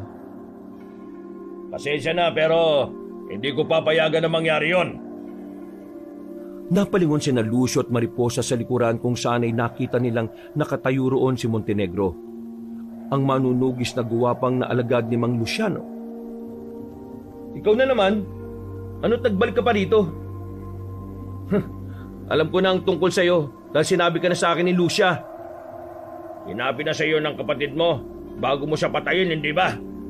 Para lang sa babaeng yan, ginawa mo yon? Nakakaya ka, Lucio. Lalo na't anak ka pa naman ni Pinulong Luciano. Umalis ka na kung ayaw mong matulad sa isang nagtangka sa akin. Aalis lang ako sa lugar na ito kapag nabitbit na kita at kapag napatay ko na ang babaeng yan. Sige, subukan mo para makita mong hinahanap mo. Magkasabay na nagpalit ng anyo bilang guwapang sina Lucio at Montenegro. Gulat na gulat naman si Mariposa sa kanyang nakita. Ilang saglit pa ay pinatago muna ng guwapong lalaki ang kanyang mapapangasawa sa isang sulok at sinimulan na niyang makipaglaban. Hindi niya hinayaang makalapit ang bruskong lalaki kay Mariposa. Bawat pagsugod doon ay kaagad niyang sinasalag at buong lakas niyang ipinagtatanggol ang babae. Pero ilang saglit pa nang muli silang magkabanggaan ay ganun na lang ang gulat niya nang biglang may tumubong pakpak sa likod ni Montenegro. Naging malapaniki rin ang mukha nito kaya mas lalo namang natakot ang babaeng buntis sa mga nakikita. Sinasabi ko na nga ba hindi ka purong guwapang. Kaya pala kakaibang anyo mo sa amin. Kasing itim mo ang budhi mo, Montenegro. Oo, ang mga magulang ko ay galing sa magkaibang lahi. Ang tatay ko ay isang guwapang at ang nanay ko ay isang layog. Wala akong pakialam sa'yo. Wala akong pakialam sa mga magulang mo. Magkakaroon ka ng pake kapag pinatay ko ang mag-ina mo. Alam mo ba na ayon kay Pinunong Luciano, sa mismong bibig niya nang galing na kapag nabuntis mo ang babaeng yan, siya ang magdadala ng sanggol ng pagkasira. Kung mabubuhay ang bata, posibleng ito magbago sa kalikasan ng ating lahi. At kapag nangyari yon, lahat tayo mawawalan ng tuluyan. Kaya hindi siya dapat mabuhay. Sisiguraduhin kong mamamatay sila. Sa tingin mo papayagan kita? Galit na sumalakay si Montenegro at muli nga silang nagtagisa ng galing. Mas malaki ang lamang ng guwapang na may pakpak dahil mabilis lang itong nakakalipad sa ere. At dahil doon ay mabilis na umisip ng paraan ang guwapong lalaki. Pinagmasdan niya ang paligid at ginamit niya yon para masukol si Montenegro. Sa muling pagsalakay ng guwapang na may pakpak ay siniguro na nga ni Lucio na hindi yun makakawala sa kanya. Hinagis niya ang mga banga na may pinatuyong dugo at pagkatapos ay saka siya lumundag sa likuran. Hinawakan niya ang magkabilang pakpak at pwersang yung hinigit hanggang sa maputol. Napahiyaw si Montenegro na nahulog sa sahig. Pero hindi pa rin yung tumanggap ng pagkatalo. Nang makita niya kinaroroonan ni Mariposa ay nagmamadali siyang tumayo kahit naduguan ng likuran. At gamit ang natitirang lakas ay mabilis tumakbo ang bruskong guwapang. Sinentro na niya ang matutulis na kuko para masigurong mapapatay ang babaeng buntis, pero bago pa siya makalapit ay dinamba na siya ni Lucio sa leeg. Natumba sila pareho at doon sa sahig nagpambuno. Hindi niya tinanggal ang pagkakapit sa leeg ni Montenegro. Lalo niya yung hinigpitan habang sumisigaw hanggang sa mangisay-ngisay na ngayon. Sa sobrang pagkakasakal ay halos lumuwa ang mata at dila ng bruskong lalaki. hanggang sa naglaway na yon at tuluyang mawala ng buhay. Para mas makasiguro ay pinutol na niya ang leeg nito. Pagkatapos noon ay hingal na hingal niyang nilapitan si Mariposa at kagad namang yumakap sa kanya habang umiiyak. Dahil sa nangyaring yon ay mas naging maingat si Lucio, lalo na ngayon na buntis na ang babaeng pinakamamahal niya. Ngayong nalaman na rin nila na gustong ipapatay ng amang Luciano niya ang mapapangasawa niya at anak, kailangan na niya talagang mag-ingat ng husto. Lumipas pa ang araw at linggo. Sa harap ng bahay, habang nag-uukit ng kung anuman si Mang Delfin, ay lumapit si Lucio. Sa unang pagkakataon, ang dating tila malayelong pader na nasa pagitan nila ay tila biglang nabasag. Nalaman na rin kasi ng Ginoo ang tungkol sa pagbubuntis ng kanyang anak, pati ang pagsalakay ng mga guwapang. O bakit? May kailangan ka ba? Nakuha mo naman ang gusto mo, hindi ba? Nasa iyo na ang anak ko at magkakaanak na kayo. May gusto ko pa bang makuha sa akin? Kailangan ko ang tulong niyo. Kailangan mo ang tulong ko? Nagpapatawa ka ba? Nararamdaman ko malapit na silang dumating dito sa Mabolo. Yung mga guwapang na kinaiinisan mo. At hindi lang sila basta pupunta rito para maggasik ng kasamaan. Gusto nilang patayin si Mariposa at ang nasa sinapupunan niya, na apo mo. Maati mo ba kung mamamatay sa kamay mismo ng mga guwapang ang sarili mong anak at apo? Hindi umimik si Mang Delfin. Tinapos lang niya ang inuukit na isang tulos na yari sa sungay ng kalabaw. Pagkalaon ay nilapag niya ito sa mesa saka tumayo at pinagmasdan si Lucio. Hindi ko sila matatalo kung ako lang mag-isa. Kailangan na kailangan ko po talaga ang tulong niyo, Mang Delfin. Mang Delfin? Tawagin mo akong Tatay Delfin. Tatay Delfin? Humihingi po ako sa inyo ng tulong para may pagtanggol hindi lang ang buong Mabolo, kundi pati na rin si Mariposa at ang magiging anak namin. Kung ganon, ipagtatanggol natin ang anak at apo ko, pati ang buong Mabolo. Sa una tuling pagkakataon ay makakampi tayo. Masayang-masaya ang puso ni Lucio dahil sa wakas ay wala nang malaking pader sa pagitan nila ni Mang Delfin. Tuluyan na nga silang nagkasundo at pinagandaan ang pagdating ng mga guwapang nasasalakay. At sumapit na ang Biyernes. Tahimik ang buong bayan ng Mabolo ng gabing yon. Pero ang hangin ay tila ba may dalang pangamba. Mabigat, malamig, at parang may nakasabit sa alapaap na dilim na hindi matahimik. Ramdam na ni Lucio ang pagbabadya ng panganib at kagad niya itong sinabi kay Mariposa at Mang Delfin. Silang lahat ay nasa loob ng bahay. Lahat sila ay tahimik habang pinapanday ni Mang Delfin ang kanyang mga armas.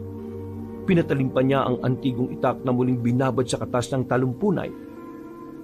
Meron din siya mga palaso na ang dulo ay tinunaw na pilak. Kaunti lang ang nagawa niyang pampasabog dahil kulang na siya sa gamit. Dahil hindi mapakali ang mag-asawa, kaya pinuntahan nila ang Ginoo para tingnan ang ginagawa nun. Kapag nagsimula na ang labanan, huwag kayong lalayo sa akin, anak, Mariposa. Sabi ko naman sa iyo, mahal kong asawa, hindi mo kailangan matakot dahil maraming ginagawa si Tatay Delfin na sandata. Basta, makinig ka lang sa amin at sumunod ha.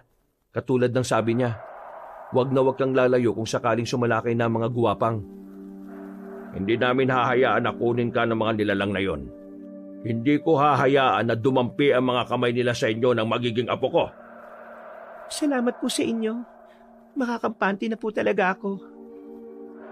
Iniwan na nga muna nila ang matandang Ginoo para ipagpatuloy ang ginagawa nito hanggang sa sumapit na ang hating gabi. Sa labas ng bahay ay unti-unti nang bumigat ang hangin. Nagsimula nang pumula ang bilog na buwan. Napatingin si Lucio sa bintana nang malangap ang tila amoy ng kamatayan. Natutulog na si Mariposa kaya nilapitan ng gwapong lalaki si Mang Delfin para sabihin ang kanyang pakiramdam. Hindi nga siya nagkamali dahil dumating na ang kanilang inaasahan. 7 aswang ang dumating na pinangungunahan ni Amang Luciano, ang pinuno ng lahi ng mga guwapang. Karamihan sa mga yon ay lalaki. Mapuputi, matangkad, makinis ang muka at ang mga mata ay nanlidisik na handang pumatay. Meron ding sumulpot na ilang layog na lumapag mula sa kawalan. Ang ilan ay may pakpak na parang balat ng paniki. Ang iba ay tahimik lang na naglalakad na parang alingaw-ngaw ng kamatayan. Lumabas kagad si Lucio dahil alam niyang sa apartment pupunta ang mga yon dahil mas naiiwan ang amoy niya roon. Naabutan niya kagad si Aling Etang na tila takot na takot matapos makakita ng mga halimaw. Mabuti na lang ay nasagip niya kaagad na matandang babae at ang iba pa sa paupahan. Ano bang nangyayari, Lucio? Bakit may mga halimaw dito tinahanap ka nila? Saka na po ako magpapaliwanag. Umalis na po kayo rito ni Esther at ang iba pa. Magtungo po kayo sa bahay ni Mang Delphine dahil mas ligtas doon. Malayo pa kasi ang simbahan dito at siguradong maabutan kayo ng mga yan dahil ang iba sa kanila mga aswang na layog. Sumunod na nga kagad ang matandang babae. Pag-alis ng mga yon ay saka hinarap ni Lucio ang pinaghalong grupo ng aswang na layog at aswang na guwapang. Lucio, halika na anak ko makasalanan. Bumalik ka na sa tunay mong tahanan. Hindi na ako kabilang sa inyo, Amang. Matagal ko na itinakwil ang sarili ko. Simula ng patay nilang Nanay Amelia na hinayaan mo lang na mangyari. Kahit anong gawin mong paglayo o pagtalikod, hindi mo may tatanggi kung sino ka. Ang dugong guwapang na dumadaloy sa iyo ay galing sa akin na iyong ama. Hindi mo pwedeng itanggi ang lahi mo, Lucio. At huwag kang mag-alala. Naintindihan kita, anak. At pwede kitang patawarin. Lalo na kung isusuko mo ang babae dahil nasa sinapupunan niya ang bagong lahi. Amoy na amoy ko yun dito. Magkakamatayan muna tayo bago mangyari yun. Hindi niyo makukuha ang mag-ina ko. Ha! Kung ganon buo na ang pasya mo, anak. Ikinalulungkot kong sabihin sa iyo, lahat kayo ay mamamatay! Pagkasabing yun ni Amang Luciano ay saka sa sumenya sa mga kapwa-aswang. Mabilis ang mga sumunod na pangyayari. Dali-daling sumugod ang mga guwapang at mga layog pero hindi lumusob si Lucio. Tumakbo siya palayo sa mga yon at ang mga nauto ay sumunod sa kanya. Napangiti lang si Amang Luciano dahil basa na niya ang estilo ng anak. Hinayaan niya lang yung lumayo kasunod ng ibang aswang. Alam niya kasing inililigaw lang ni Lucio mga yon. Pero dahil walang kapares ang kanyang pangamoy, malayo pa lang ay nalalanghap na niya ang kakaibang samyo ng nasa sinapupunan ni Mariposa. Ramdam na ramdam niya ang bagong henerasyon ng guwapang kaya nais niya yung makuha. Gusto niya kasing siya ang maglinang ng katulad ng ginawa niyang pagpapalaki noon kay Lucio bago ito magrebelde sa kanilang lahi. Nagtaka na nga ang gwapong lalaki dahil hindi sumunod ng kanyang amang guwapang. Pero hindi naman siya nangamba dahil alam niyang nandun si Mang Delphine na kasama ng kanyang asawa. Kailangan kong bilisan ang pagtapos sa mga walang niyang gwapang na ito. At ngayon ko lang nalaman na nakikipagtulungan na pala ang mga layog. Sinalakay siya ng sabay-sabay kaya mabilis siyang nagpalit ng anyo. Mabuti na lang din ay may dala siyang pasabog na ipinabaon ni Mang Delphine para sa ganitong pagkakataon.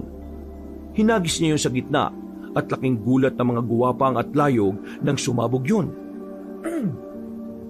Nang matamaan sila ay nalusaw ang kanilang mga katawan na parang nasa buyan ng asido.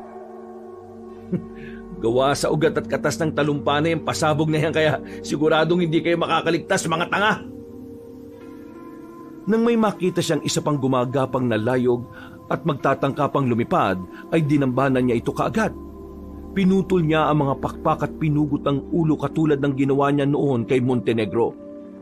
Nang masigurong wala na siyang kalaban ay dali-dali siyang nagtungo sa bahay ni Mang Delphine. Pagdating doon ay naabutan na niya ang mga natitirang guwapang at layog. May lumilipad at sumisibasip sa bubungan para subukang makapasok sa loob ng bahay at makuha si Mariposa. Pero sinalubong ito ng isang palasong pinaputok ni Mang Delphine. Tumama ito sa balikat ng nasabing layog, kaya nagsusumigaw yon sa sakit. May isa pang guwapang na pinatamaan din ni Mang Delphine ng palaso at kaagad dumandusay ang patay na katawan sa lupa. Sige, sumugod kayo mga walang yang aswang. Hindi kayo makakapasok sa bahay ko dahil punong-puno to ng pangontra. Habang nagsusundalo ko sa Mindanao, maraming beses at pagkakataon kong pinag-aralan ng tungkol sa mga kagaya nyo. Hindi nyo ako basta-basta mapapabagsak, mga gago! Napangiti lang si Mang Luciano habang pinagmamasdan ng mga alagad niyang gumagawa ng paraan para makapasok sa bahay. Nandun na rin sina Aling Etang at Esther na takot sa mga naririnig. Kasama nila si Mariposa sa basement at meron na rin silang hawak na mga pangontra. Pero hindi naman nila alam kung paano yon magagamit. Ang ilan sa mga kasama nila kanina sa apartment ay humiwalay at nagtungo sa simbahan, kaya naman napatay ng mga nagpapagala-gala sa mabolo na guwapang at layog. Nang may isa pang guwapang na lumusob sa pintuan, si Lucio naman ay tumalon at nagbago na ng anyo sa ere. Tumalim ang kanyang mga kuko. Namula ang kanyang mga mata at tumaba ang mga ngipin. Nanatili ang diwa niyang kalmado kahit na nandun mismo ang kanyang ama na nakangiti lang habang pinagmamasdan silang nagkakagulo. Hinatak niya ang nasabing guwapang pero mas malaki yun at mas matangkad sa kanya. Kaya nagpagulong-gulong sila sa gitna ng bakuran. Hindi ako papayag na makapasok kayong lahat sa bahay na yan! Sige, at ipakita mo sa akin, anak, kung gaano ka nakahina. Hindi mo matalo ang simpleng alagad ko na si Romualdez. Ha! Nakakaawa ka na talaga! Manahimik ka nga, Amang! Para sabihin ko sa'yo, napatay ko ng pinakamalupit mong manunugis na si Montenegro! Ganun pala. Ang akala ko'y nagtago na siya sa takot na baka ako mismo ang pumatay sa kanya dahil hindi niya nagawa ang trabaho niya. Hinayaan niya pa na ako mismo ang magpunta sa walang kakwenta-kwentang lugar na ito. Nang marinig yun ni Lucio, ay mas lalo siyang naging determinado na mapaslang ang kaharap na kalaban. Samantalang nanatili lang na nanunood ng kanyang ama na wala pa rin ginagawa. Nagpalitan sila ng suntok at sipa. Dahil doon ay tila kumakalabog ang lupa sa bawat manggaan nila. Hanggang sa magwagi siya, kaya napaismid naman ang kanyang ama matapos siyang mapatay ang kapwa guwapang. Mas pinili mo mga mahihina kaysa sa lahing hindi mamamatay. Tanga ka, Lucio! At dahil dyan, mamamatay ka talaga kasama ng mga taong yan! Mas pipiliin ko mamatay na may puso kaysa mabuhay na uhaw sa dugo! Kung alam ko lang na magkakaganyan ka, dapat pala'y isinama na kita nung pinapatay ko ang nanay mo! Huwag mong idadamay ang nanay ko rito! Sinugod niya ang sariling ama, pero may isang guwapang na sumugab sa kanya at nagpagulong-gulong sila sa kanang parte ng bakuran. Napaisbid naman si Amang Luciano na pinipilit na ipustura ang sarili. Pero nang makita niyang tila nadedehado mga kasama niyang guwapang at layog, ay unti-unti na siyang nagpalit ng anyo. Habang nakikipaglaban si Luciano sa isang aswang, ay napapalingon siya sa ama. At gano'n na nga lang ang gulat at takot niya dahil sa kakaibang madilim na puwersang bumabalot dito. Para yung nilalang na galing mismo sa impyerno na hindi masukat ang kadiliman sa puso at kaluluwa. Sa katunayan, ay pangatlong beses pa lang niya na nakita ang ama sa ganoong anyo. Una, nung sinasanay siya nito nung 5 taon siya. Ikalawa, nang mamatay ang kanyang nanay at ngayon ay ang ikatlo. Alam niyang kapag nag-anyong aswang na ang kanyang ama, ay seryoso na to at kapag ganoon ay siguradong wala na makakapigil kapag ito na ang kumilos. Ito ang dahilan kaya si Amang Luciano ang tinaguri ang pinuno ng mga guwapang sa mahabang panahon. At hindi nga nagkamali ng hinala si Lucio dahil nagsimula ng kumilos ang kanyang tatay. Mabilis ang mga sumunod na pangyayari dahil nabuwal kaagad ang pinto sa unang pag-atake pa lang nito. Bumungad doon si Mang Delfin na napadapa sa lakas ng impact na ginawang pag-atake ni Mang Luciano. Hindi maganda to. Tumibig ka ng guwapang ka! Buong lakas niyang tinusok ang dibdib ng kalabang guwapang hanggang sa tumagos yun sa likuran. Umalingaw-ngaw ang sigaw ng kalaban hanggang sa mawalan to ng buhay at unti-unting maging abo. Dali-dali na nga tumakbo si Lucio pero sa kasamaang palad naman ay dinagit siya ng 2 layog na natitira. Nanlaban siya pero hindi niya magawang maabot ang mga yon dahil mabilis ang paglipad nila. Nang nasa impapawid na sila, ay sumigaw siya ng ubod lakas na umalingaw-ngaw sa buong mabolo. Sa lakas nito ay nabingi ang 2 layog kaya napitiwan siya ng isa. Sinamantala niya ang pagkakataon. Hinawakan niya ang naiwang layog at saka inakyat habang nahihilo-hilo pa. Nang makapasan na siya, ay hindi na niya pinatagal pa ang pagkakataon. Binali niya ang leeg kaya dalawa silang bumulusok pa ibaba. Pagtalon niya ay dinagit na naman siya ng naiwang layog na kanina pa ay bumitaw sa kanya. Dinala siya nito sa ilog at doon inihulog. Kamuntikan pa siyang malunod dahil sa tumama ang ulo niya sa bato paglagpak sa tubig. Mabuti na lang ay bumalik kaagad ang kanyang wisyo at kaagad umahon. Eksaktong nasa gilid na siya ng tubig ilog ay nakarinig siya ng pagsabog mula sa bahay mismo ni Mang Delfin. Nag-alala siya para sa magiging asawa at anak kaya wala na siyang inaksayang oras. Hindi pwede to. Kailangan ko makabalik kaagad doon. Gamit ang buong lakas ay tumakbo siya pero napahinto rin kaagad matapos makarinig ng sigawan mula sa hindi kalayuan. Pagtingin niya sa isang bahay ay nakita niya sila Aling Mila at ang apo nitong si Milton na umiiyak sa takot. Papano ay napapalibutan na ng dalawa pang layog na nagpapagala-gala sa mabolo. Ayaw na sana niyang tulungan ng mga yon dahil sa nagmamadali siyang makabalik sa bahay ni Mang Delfin. Pero hindi pa rin siya nakatiis. Naisip niya kasi na baka mangyari rin yon sa kanyang mag-ina. Dali-dali siyang tumakbo at sinalakay ang dalawa pang layog na pinupunteriya ang mga inosente. Magsilayas na kayo sa lugar na to, mga walang yang aswang kayo! Hinawakan niya sa magkabilang balikat ang dalawang layog at saka mariin na pinag-untog. Tumunog ang mga nag-crack na bungo ng mga ito, kaya duguan humandusay sa lupa. Gulat na gulat naman si Aling Mila at Milton sa kanilang nakita na lalong nag-iyakan sa takot. Aling Mila, Milton, magmadali na kayo't umalis na sa lugar na ito. Dumaan kayo sa gilid ng ilog dahil mas ligtas doon. Takot ang mga layog sa tubig, kaya hindi sila lalapit sa ilog. Pumunta kayo sa tanggapan. Sabihin niyo mga nakita niyong ito para may magpuntang tulong para sa ibang sinasalakay ng mga aswang. Sige na ho! Mas lalo lang naiyak si Milton matapos marinig ang aswang. Kaya gumawa ng paraan si Lucio para buhayin ang tapang sa kalooban ng batang lalaki. Makinig ka, Milton. Dapat maging matapang ka para may pagtanggol mo ang lola Mila mo. Alam kong kaya-kaya mo yan. Hindi ba? Dahil kung hindi ka magpapakatatag, mapapahamak ang lola mo. At ang iba pang mahal mo sa buhay. Naintindihan mo ba yon? Pagkatango ng batang lalaki, sabay na silang nagpunas ng mga luha ng kanyang lola. Nagpasalamat naman si Aling Mila bago sila umalis ng apo. At dumaan nga sila sa gilid ng ilog. Dahil doon ay nakahinga na ng maluwag si Lucio. Inalala niya ulit ang naiwang bahay kaya nabagabag na naman ang kanyang loob. Kailangan ko na makabalik sa bahay ni Tatay Delfin. Wala na siyang inaksayang oras at para mas mapabilis ay nagpalit na siya ulit ng anyo bilang guwapang. Mabilis niyang tinakbo papuntang bahay ni Tatay Delfin at pagdating sa bukana ay nakita niya ang Ginoo na nakikipagsagupa na sa isang guwapang. Tay Delfin! Huwag ko na akong alalahanin. Kaya ko to. Anak ng teteng.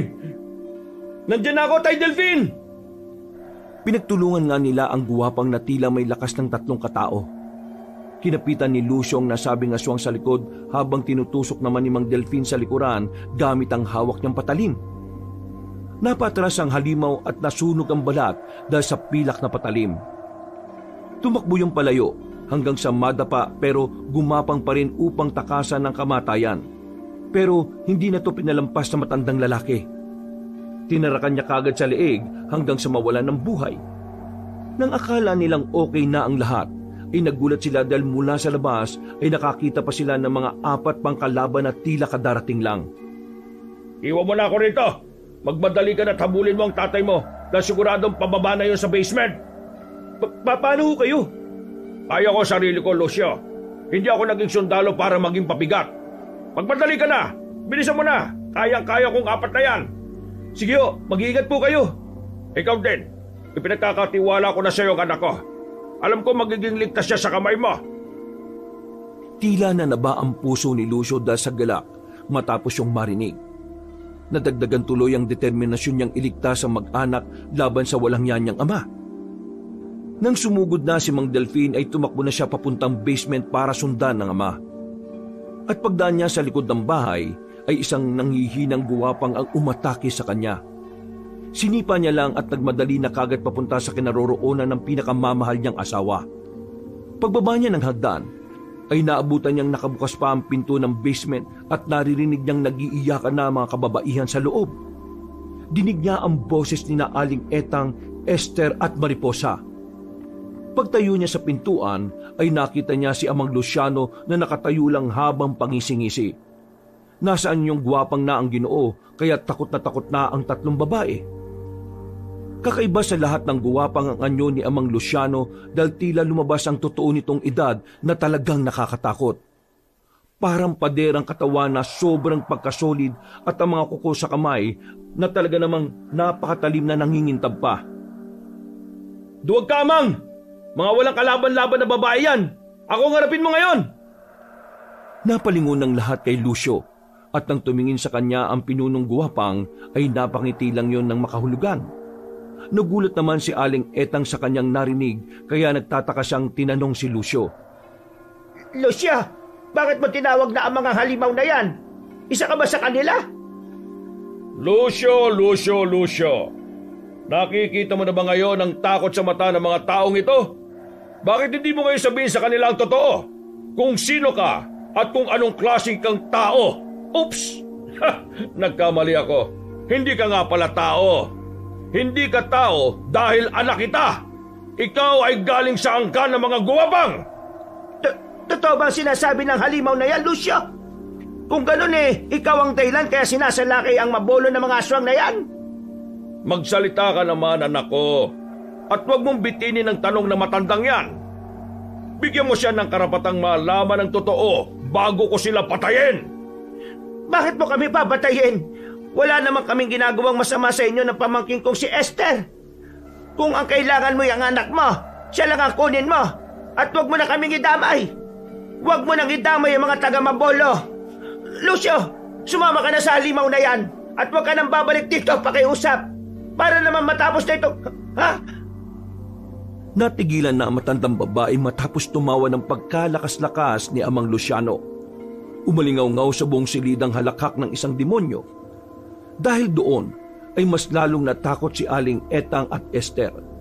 Dumistansya naman ng kaunti si Mariposa sa magtiyahin dahil nakaramdam siya ng hindi maganda. Si Lucio naman ay napapabuntong hininga na lang at nag-iisip kung ano ang gagawin sa sitwasyon na yon. Naghihintay siya at nagiging alerto dahil alam niyang merong binabalak ang amang guwapang. Sa isang kisap mata niya lang, kapag hindi siya naging alerto ay tsak na papapahamak silang lahat na nasa loob ng silid na yon. Anong nakakatawa sa sinasabi ko? Kung ano ang pakay mo sa lugar na ito, yun lang ang kunin mo o parusahan mo at huwag ka nang mandamay pa. Nakikiusap ako sa iyo. Hayaan mo kaming mabuhay ng pamangkin ko dahil inosente kami. Maniwala ka, hindi namin ipagkakalatan tungkol dito. Naiintindihan ko, matandang babae. Etang, ako si Etang. Gawin mo na ang gusto mo pero pakawalan mo lang kami, pakiusap. May punto ka. Hindi naman kayo ang kailangan ko kundi ang babaeng yan na nasa tabi nyo ng pamangkin mo, Etang. Ang babaeng yan ay buntis at dinadala niya ang bagong lahi ng mga guwapang. Ganito na lang. Isuko niyo siya sa akin at pakakawalan ko kayong dalawa ng pamangkin mo. Makakalabas kayo rito ng buhay. Huwag kang makinig, Aling Etang. Sinungaling ang hayop na yan. Bakit naman sila hindi dapat makinig sa akin? Sino ba ang nagsinungaling sa atin tungkol sa totoong pagkatao, ha? Bibilang ako ng 5. Kapag hindi nyo sinuko ang babaeng buntis, lahat kayo ay mamamatay. Marunong akong tumupad sa usapan. Kapag sinabi kong mabubuhay ka, mabubuhay ka. At kapag naman sinabi kong mamamatay ka, mamamatay ka. Kaya mamili kayo, ha? Hindi pa natapos sa pagsasalita si Amang Luciano ay hinatak na ni Aling Etang at Esther sa magkabilang braso si Mariposa. Umiyak ang buntis na hindi makapaniwala sa ginawa ng magtiya. Aling Etang, Esther, huwag niyo po ako ibibigay, parang awa niyo na.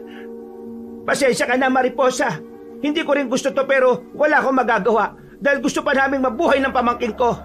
Huwag ka na magpumiglas. Sumunod ka na lang dahil total kasalanan niyo naman ito ni Lucia. Huwag po, pakiusap. Parang awa niyo na po. Lucia, tulungan mo ako. Aling Etang, parang awa niyo na. Huwag niyong ibigay ang asawa ko. Walang kasalanan dito si Mariposa, lalo na ang sanggol sa tiyan niya.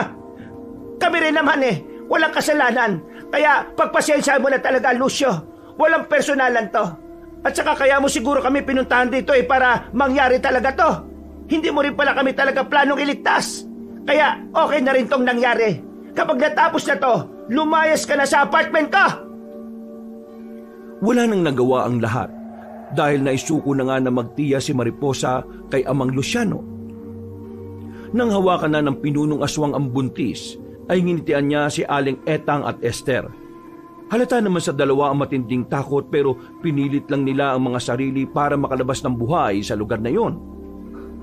Alayain mo na kami ng buhay. Sige na. Makakalabas na kayo rito ng buhay sa silid na ito. Wala na ngang inaksayang oras sa magtiya. Tumakbo silang palabas at dinaanan lang si Lucio na hindi pa rin makapaniwala na ipinagkanulo sila ni Aling Etang.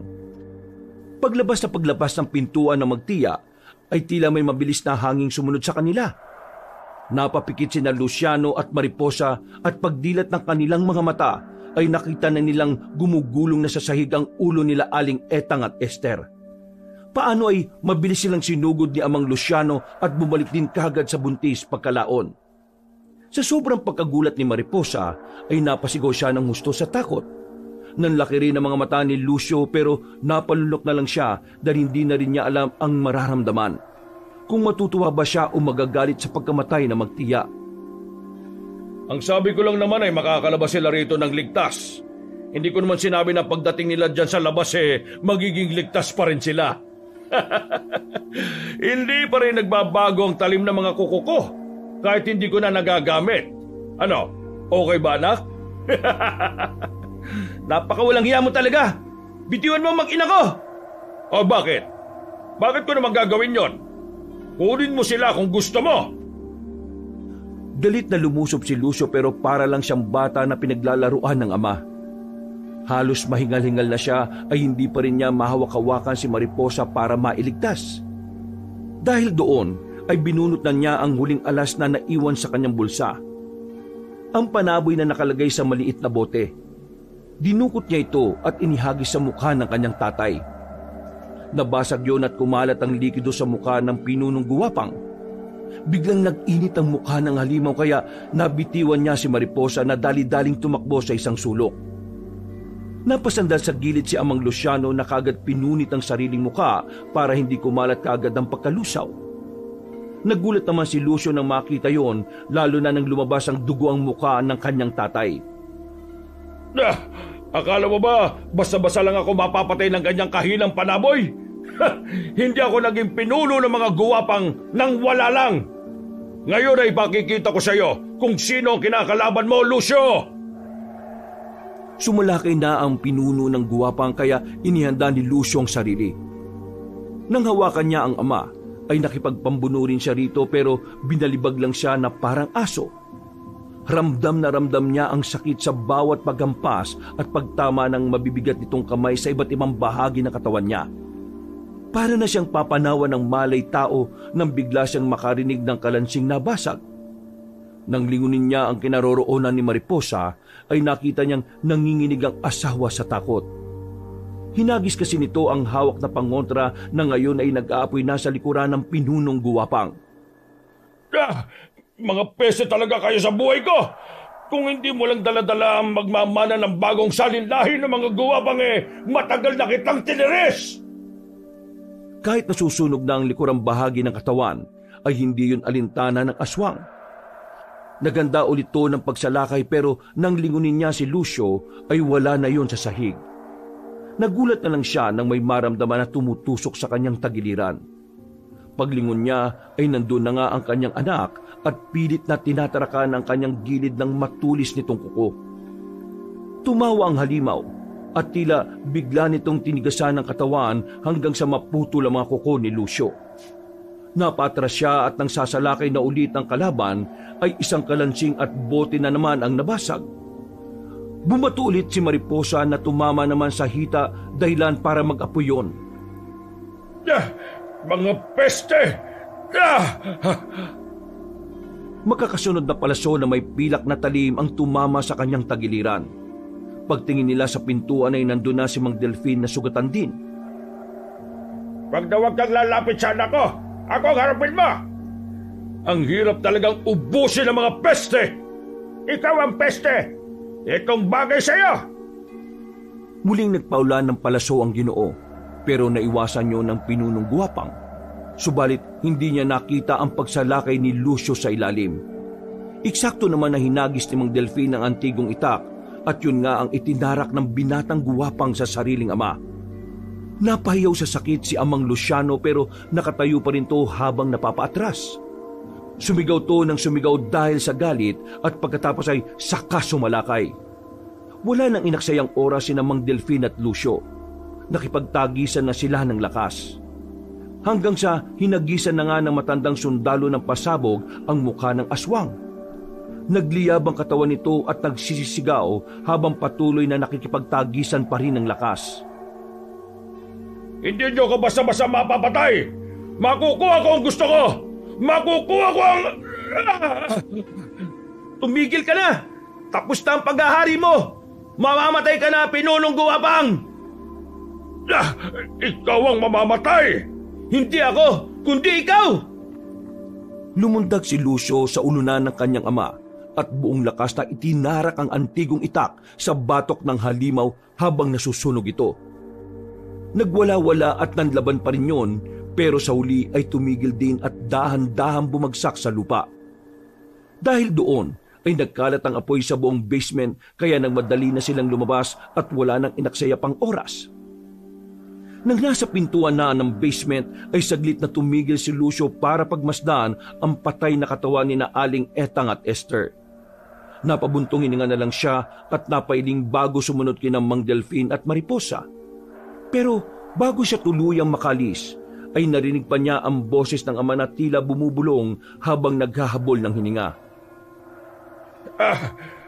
Hindi nagtatapos dito ang lahat. Ang anak mo, Lucio, hindi siya magiging tao. At hindi rin siya magiging guwapang dahil gagawin ko siyang higit pa ron. Masunog ka na sa impyerno, Amang Luciano! Lumabas na nga siya ng basement dahil mabilis na natupok ng apoy ang lugar. Pag-akyat niya ay nakita niya roon si Mang Delfin at Mariposa na parehong nakaupo habang humihingal. Nilapitan niya ang asawa at niyakap ng mahigpit. Sabay silang napaiyak dahil sa tagumpay na yon habang ang Ginoo naman ay tinatapik lang silang pareho. Tapos na, Lucio. Tapos na ang bangungot. Oo, mahal ko. At ito na ang bagong simula para sa akin, para sa iyo at para sa ating anak. Pagsikat ng araw ay doon na nga tumambad sa mga taga-Mabolo ang naging epekto ng pag-atake ng mga guwapang at layog. Dahil doon ay naalarma ang mga tao sapagkat ang tahimik nilang bayan ay biglang nabulahaw. Dahil sa konsensya, nilisan na lang ni Mang Delfin, Lucio at Mariposa ang Mabolo. Lumayo sila at nagtungo sa ibang lugar kung saan walang nakakakilala sa kanila. Nagsimula sila ng panibagong buhay at sa biyaya ng Panginoon ay hindi naman sila namumroblema sa pang-araw-araw na buhay. Ikinasal sina Lucio at Mariposa sa isang simbahan at nang may panganak na nga ang sanggol ay tinawag nila itong Mario. Kagad nila itong pinabindisyonan at pinabautismohan. Sa habag ng may kapal ay hindi naramdaman ni Lucio ang pagiging guwapang ng anak. Natuwa sila dahil walang dugong aswang ang nananalaytay sa pagkatao ng anak nila. Hanggang sa malaman niya ang isang sekreto matapos niyang bumalik sa lumang simbahan na pag-aari ng kanilang ninuno. Nang basahin niya ang isang lumang kasulatan ay doon niya napagtanto ang katotohanan sa likod ng pagiging guwapang niya. Kapag ang isang purong guwapang ay nakipagtarik sa normal na tao at ito'y nabuntis, ang kanilang anak ay otomatikong magiging normal na tao. Hindi na isasali ng dugo ng guwapang sa pamamagitan ng pakikipagtalik, kundi ito mismo ay ginagawa sa pag-inom ng dugo kapag siya ay umidad na sa 5 taon at 10 taon. Kailangan niyong makumpleto para makuha niyang dugo ng isang guwapang. Natutup niya ang bibig matapos biglang pumasok sa kanyang memorya nung nakalipas. Malabo man sa kanyang isipan pero nakita niyang pinainom nga siya ng dugo noong 5 taon siya. At nang 10 taon na, pumagit na ang kanyang ina para hindi niya makuha ang pagkakaroon ng dugong guwapang. Ito pala ang naging sanhi ng kamatayan ng Nanay Amelia niya. Napaluha siya ng maalala mga yon. Naalala ko na, yun nga palang dahilan kaya nila pinatay ang nanay ko. Dahil ayaw niya akong painumin ng dugo ng mga guwapang upang hindi ako maging ganap na aswang. Ito palang dahilan kaya gusto ni Amang Luciano na makuha si Mariposa. Huwag ka mag-alala, anak ko. Mario, dahil hindi ko gagawin sa iyo ang ginawa sa akin ng tatay ko. Papatayin ko na dito sa puso ko ang pagiging guwapang at hindi ka magiging katulad ko. Itinaga ni Lucio sa bato ang pangakong yon na tinupad nga niya hanggang sa kasalukuyan ng kanilang pamumuhay. Nang 10 taon na si Mario ay naging normal tong batang lalaki. Isang malusog na bata, masayahin at may takot sa Diyos. Palagi nilang kasakasama ang anak na si Mario sa itinayo nilang flower shop na pinangalanan nilang Forget Me Not Flower Shop. Ito ay simbolo ng kanilang pagmamahalan na nag-ugat lang din sa ganon. Pagkamatay ni Mang Delfin ay si Lucio na ang nagmana ng mga sandata nito na itinago niya lang sa isang baul at naghihintay na magamit sa takdang panahon. Nabuhay sila ng tahimik, masaya at payapa, kagaya noon ng buhay nila sa Mabolo kung saan sila nagkakilala. Kung saan unang nakita ni Lucio ang babaeng tindera ng mga bulaklak na minahal niya ng buong puso, isip at kaluluwa. Wakas.